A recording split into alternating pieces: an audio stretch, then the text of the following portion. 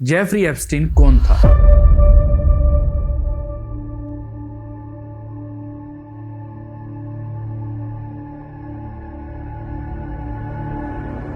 (1953) में ब्रुकलिन के एक आम घर में एक बच्चा पैदा होता है। वो बच्चा ज़हनी तौर पर बहुत तेज था।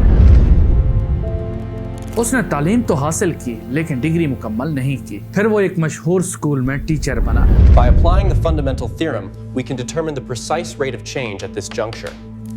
Observe the application of the limit here. Teacher से वो धीरे धीरे अमीर लोगों का मशीर यानी कि फाइनेंशियल एडवाइजर बन जाता है। This restructuring plan, gentlemen, ensures a dominant market position and, as projected here, a 20% annualized return by the fiscal year close. कुछ अरसे बाद उसकी मुलाकात लेस्ली वैक्सनर से होती है, एक बहुत बड़ा बिजनेसमैन। वैक्सनर उस पर इतना भरोसा करने लग गया था दोस्तों कि अपनी दौलत का मुकम्मल इख्तियार उसे दे देता है। यहीं से एप्स्टीन की असल पावर शुरू होती है। फिर वो बड़ी बड़ी यूनिवर्सिटीज को करोड़ों डॉलर देता है और वहां से अपना नाम उनके साथ जोड़ लेता है। सियासतदानों से शहजादों तक हर जगह उसकी महफिल होती थी। Donald Trump, bill Clinton, Prince Andrew और दूसरे बहुत से बड़े नाम उसके साथ तस्वीरों में नजर आते हैं। लेकिन हर शख्स का कहना सिर्फ यही था कि ताल्लुक सिर्फ समाजी या चैरिटी तक महदूद था। एप्स्टीन क्यों और क्या कर रहा था इसका किसी को कोई इल्म नहीं था। फिर 2005 में फ्लोरिडा में उस पर कम उम्र लड़कियों को पैसों के बदले बुलाने के इल्जाम लगते हैं। फिर 2008 में एक समझौता होता है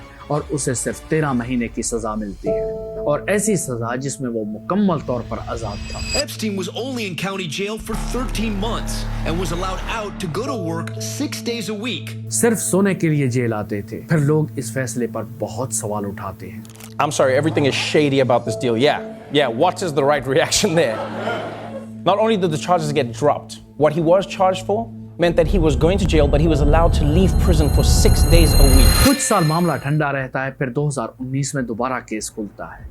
इस दफा इल्जाम ज्यादा संगीन होते हैं। कम उम्र लड़कियों का इस्तेमाल करवाने का ये केसेस चलते हैं उस पर। फिर 6 जुलाई 2019 को उसे एयरपोर्ट पर गिरफ्तार कर लिया जाता है। अदालत में वो खुद को बेकसूर तो बताता है, जमानत रद्द हो जाती है। उनको पता था ये बहुत बड़ा आदमी है, कभी भी जेल से भाग सकता है या खुद को छुड़वा सकता है। उसे न्यूयॉर्क की सख्त सिक्योरिटी वाली जेल में भेज दिया जाता है। फिर जेल में एक बार वो खुदकुशी की कोशिश तो करता है मगर नाकाम रहता है। फिर उसे सख्त निगरानी में रखा जाता है, लेकिन कुछ ही दिन बाद निगरानी हटा दी जाती है। 10 अगस्त 2019 की सुबह वो अपने सेल में बेहोश हालत में मिलता है। कुछ देर बाद उसे मुर्दा करार दिया जाता है। आज तक लोग पूछते हैं कि ये वाकई खुदकुशी थी या उस आदमी को छुप कराया गया जिसके पास बड़े बड़े लोगों के राज थे।